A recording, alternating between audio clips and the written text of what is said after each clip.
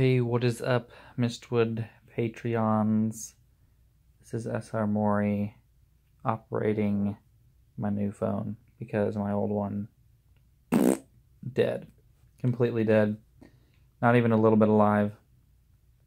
So, I'm about to start continuing my typing of Saga 2 and other work, but I don't necessarily have enough time left in the day to do a full edited video, but I think that's okay because I want to make my videos a little shorter and more palatable anyway.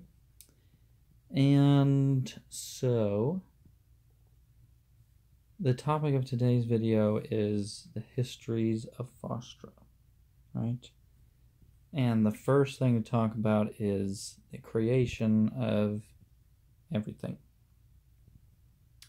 So in our world, there's always been this rivalry between religion and science, and I've always felt it to be completely unnecessary. And that's largely because, I don't know, I think that certain parts of scripture are not meant to be taken literally. And I think it's, such as the scriptures that foretell Jesus' coming are not exactly literal, hence why people were a little confused whenever he showed up and said he was the Messiah. But so I don't think that the creation story should be taken literally either. Could God have made the universe in 7 days? Sure. Could he, have been explaining, or whatever you want to believe, something very complex and putting it in a simple way so that an ancient, somebody in ancient civilization would understand? That's possible.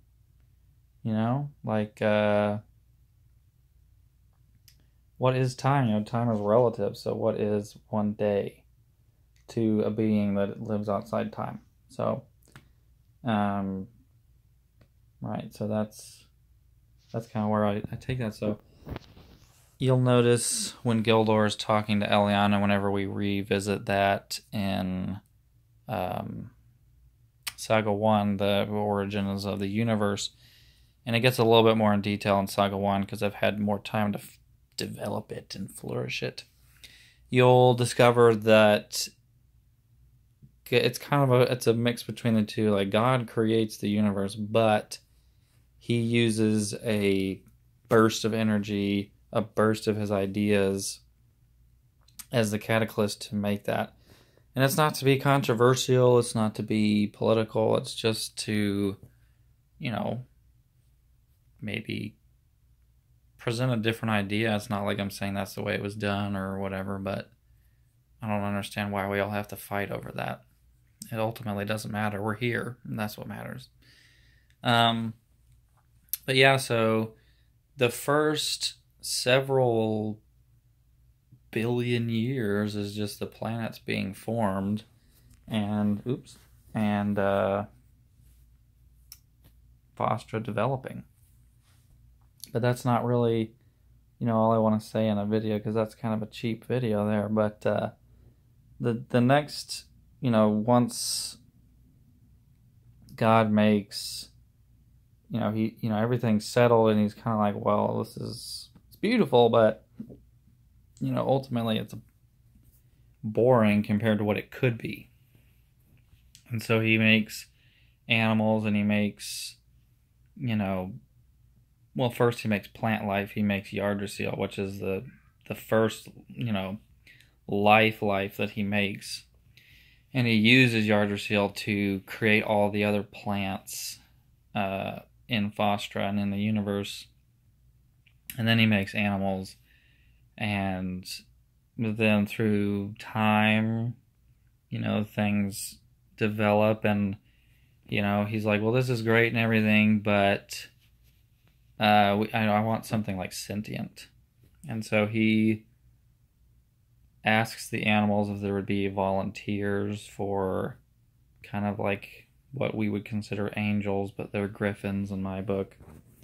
And that's where you have an eagle named Vandeer and a lion named Rollo. Rollo the lion, you know, after my cat Rolo, really, and the Viking, of course.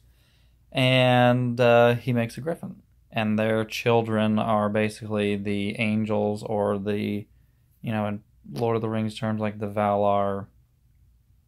They're almost like gods, but they're not, you know? Like they're basically archangels. You know, they have grandsons and all, and granddaughters, and there's tons and tons and tons of them. Like Mirkuva is not the only granddaughter of Vandeer. You know, there's a lot of them. But most of them aren't exactly very significant. Most of them just stay in the form of a griffin. And so for the first, you know, then God makes humanity, elves, which at that point is just one type of elf. Well, two, water elves and high elves. And dwarves, let's see, humanity, elves, dwarves, giants. Who am I forgetting? Oh yeah, the Sakari, which you'll get to meet in Saga 2, what they look like and everything. Might be in Saga 1. I don't think so, but maybe. And so he makes these 5 races, and so there is a time where you have thousands of years, like basically what we would consider like BC, where you have these civilizations that exist and things are a little bit more open, you know, and that's happening on the southern continent of Verdurn, right? Where Saga 2 takes place. And so you have these like ancient civilizations that are developing and everything's going swell, and you know, God and Rolo and them have a much more open relationship with these Firar, as I call them, which is, you know, humanity and all those races. And Vandeer, he kind of doesn't like the way some things are. Like, he starts to question certain things about Gesu and how he does things. So, as I explained in the last video, Gesu's magic relies on the magic being God's will. Not that it necessarily has to approve each spell, but it has to, you know, not go against his morals, his code. Well, Vandeer kind of thinks, well, that's not fair in a sense. You know, there should be total freedom, and he wants more power. I think he certainly feels that he's doing the right thing, but I think he also secretly knows it's for selfish reasons. So he attains this, and I'll go into the next video, which is on dark magic, the ability to harvest dark energy, which he can use for spells that do not require Gesu's permission or will or any of that. So it's complete free will with magic.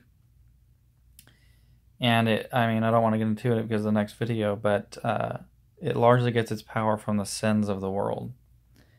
And Vandeer, who likes his power, that's one reason why he pursues this magic, advertises it to the other Firar, right? And they like it, and he kind of, you know, just like the serpent does to Adam and Eve, you know, he says, look at what God's been hiding from you. There's this apple of knowledge, like, look at everything that he's been hiding from you. So the apple, in my books, is dark magic.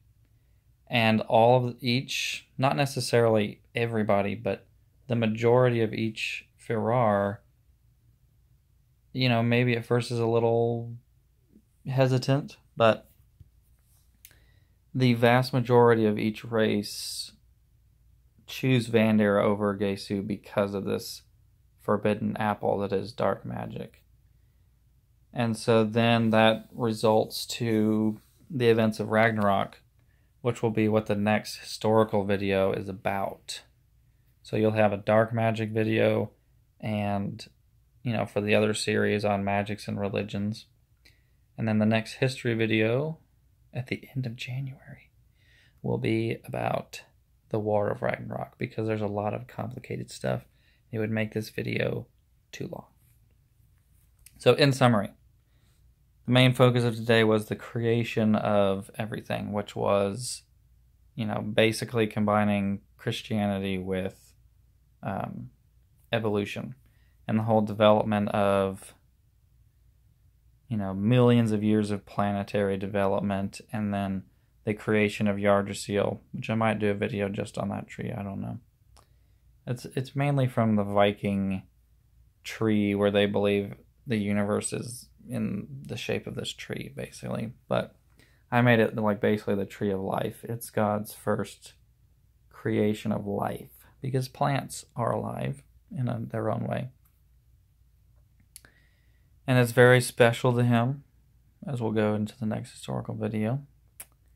And then I don't really have a specific historical account of those events before Ragnarok, because essentially there were no wars, there was just peaceful development, and everybody got along, and there wasn't really anything to really, developmentally anything really to talk about. So it's not really necessary to go into depth on those. But, so yeah, today's was the creation. Other videos, obviously will be on things you haven't heard of or more in depth on certain things. But this one, I guess, was more for explaining my thoughts on why I did the creation that way. So, yeah. It's not like Narnia, not like Lord of the Rings. It's its own thing. Not like that. Peace out. Try to get the next video filmed. Not on my phone. I just wanted to try this out. Early this week. I would do it tonight, but there's not time. Peace out.